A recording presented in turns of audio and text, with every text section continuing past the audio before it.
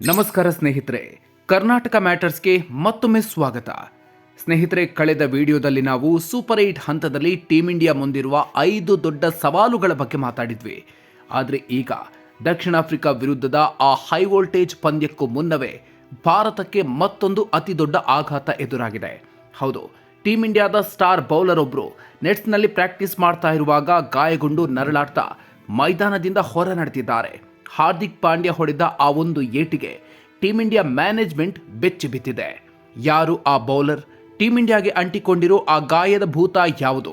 ಇನ್ನು south Africa ವಿರುದ್ಧದ ಮ್ಯಾಚ್ಗೆ bowling coach ಮಾರ್ನೆ Merkel ಮಾಡಿಕೊಂಡಿರೋ ಆ ಮಿಸ್ಟ್ರಿ ಸ್ಪಿನ್ ಪ್ಲಾನ್ ಏನು? ಇಂದಿನ ವಿಡಿಯೋದಲ್ಲಿ ಕಂಪ್ಲೀಟ್ ಡೀಟೇಲ್ಸ್ ನೋಡೋಣ. ವಿಡಿಯೋ ಶುರು ಮಾಡೋದಕ್ಕೂ ಮೊದಲು ನೀವಿನ್ನೂ ನಮ್ಮ ಚಾನಲ್ಗೆ ಸಬ್ಸ್ಕ್ರೈಬ್ ಆಗಿಲ್ಲ ಅಂದ್ರೆ ಈಗಲೇ ಸಬ್ಸ್ಕ್ರೈಬ್ ಆಗಿ ಬೆಲ್ ಐಕಾನ್ ಪ್ರೆಸ್ ಮಾಡಿ. ಸ್ನೇಹಿತರೆ, ಭಾರತ ತಂಡ ಸದ್ಯ ಅಹಮದಾಬಾದ್ನ ನರೇಂದ್ರ ಮೋದಿ ಸ್ಟೇಡಿಯಂನಲ್ಲಿದೆ. ಭಾನುವಾರ ನಡೆಯಲಿರುವ ಸೂಪರ್ 8 ಪಂದ್ಯದಲ್ಲಿ ಬಲಿಷ್ಠ ದಕ್ಷಿಣ ಆಫ್ರಿಕಾ ತಂಡವನ್ನು ಎದುರಿಸಲು ಭರ್ಜರಿ ತಾಲೀಮು ನಡೆಸ್ತಾ ಇದೆ.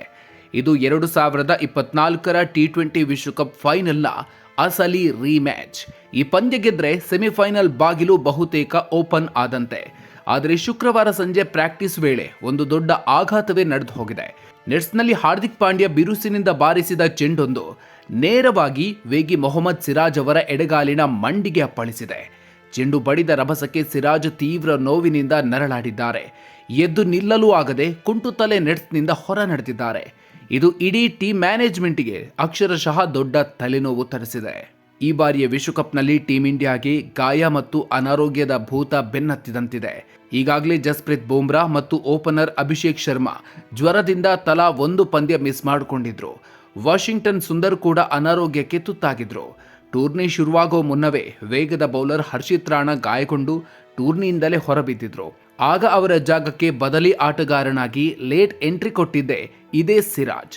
ಅಮೆರಿಕ ವಿರುದ್ಧದ ಮೊದಲ ಪಂದ್ಯದಲ್ಲಿ ಬರೋಬ್ಬರಿ 3 ವಿಕೆಟ್ ಕಿತ್ತು ಮಿಂಚಿದ್ದ ಸಿರಾಜ್ ಈಗ ಗಾಯಗೊಂಡಿರೋದು ಭಾರತಕ್ಕೆ ದೊಡ್ಡ ಹಿನ್ನಡೆಯಾಗೋ ಸಾಧ್ಯತೆ ಇದೆ. ಇನ್ನೊಂದೆಡೆ ಸೂಪರ್ 8 ಪಂದ್ಯದ ಬಗ್ಗೆ ಮಾತನಾಡಿರೋ ಟೀಮ್ ಇಂಡಿಯಾದ ಬೌಲಿಂಗ್ ಕೋಚ್ ಮಾರ್ನೆ ಮಾರ್ಕೆಲ್ ಮಿಸ್ಟ್ರಿ ಸ್ಪಿನ್ನರ್ ವರುಣ್ ಚಕ್ರವರ್ತಿ ಬಗ್ಗೆ ಭಾರಿ ವಿಶ್ವಾಸ ವ್ಯಕ್ತಪಡಿಸಿದ್ದಾರೆ. ವರುಣ್ ನಮ್ಮ ತಂಡದ ಪ್ರಮುಖ ಸ್ಟ್ರೈಕ್ ಬೌಲರ್.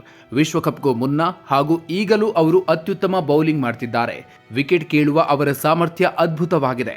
ಆದರೆ ಕೇವಲ ಓರ್ವ ಬೌಲರ್ನಿಂದ ಮ್ಯಾಚ್ ಗೆಲ್ಲೋಕೆ ಆಗಲ್ಲ. ವರುಣ್ಗೆ ಬೂಮ್ರಾ ಹಾಗೂ ಇತರ ಬೌಲರ್ಗಳ ಕಡೆಯಿಂದ ತಕ್ಕಮಟ್ಟಿನ ಸಾಥ್ ಸಿಕ್ಕಾಗ ಮಾತ್ರ ಎದುರಾಳಿ ಬ್ಯಾಟರ್ಗಳ ಮೇಲೆ ಕಂಪ್ಲೀಟ್ ಪ್ರೆಷರ್ ಹಾಕೋದಿಕ್ಕೆ ಸಾಧ್ಯ ಅಂತ ಮಾರ್ಕೆಲ್ ಹೇಳಿದ್ದಾರೆ. ಒಟ್ಟಿನಲ್ಲಿ ಸ್ನೇಹಿತರೆ, ಗಾಯದ ಸಮಸ್ಯೆಗಳ ನಡುವೆಯೂ ಸೂರ್ಯಕುಮಾರ್ ಪಡೆ ದಕ್ಷಿಣ ಆಫ್ರಿಕಾವನ್ನ ಎದುರಿಸಲು ಸಜ್ಜಾಗಿದೆ. ಸಿರಾಜ್ ಗಾಯದ ಬಗ್ಗೆ ಇನ್ನೂ ಅಂತಿಮ ವರದಿ ಬಂದಿಲ್ಲ. ಒಂದು ವೇಳೆ ದಕ್ಷಿಣ ಆಫ್ರಿಕಾ ವಿರುದ್ಧ ಸಿರಾಜ್ ಆಡದೇ ಇದ್ರೆ ಭಾರತದ ಬೌಲಿಂಗ್ ವಿಭಾಗಕ್ಕೆ ಹಿನ್ನಡೆ ಆಗಲಿದೆಯಾ? ಹಾಗೆ ಸೌತ್ ಆಫ್ರಿಕಾ ವಿರುದ್ಧ ವರುಣ್ ಚಕ್ರವರ್ತಿ ತಮ್ಮ ಸ್ಪಿನ್ ಮ್ಯಾಜಿಕ್ ಮಾಡ್ತಾರಾ?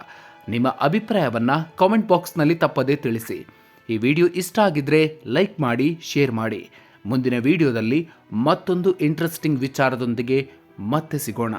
ಅಲ್ಲಿವರೆಗೂ ನಮಸ್ಕಾರ.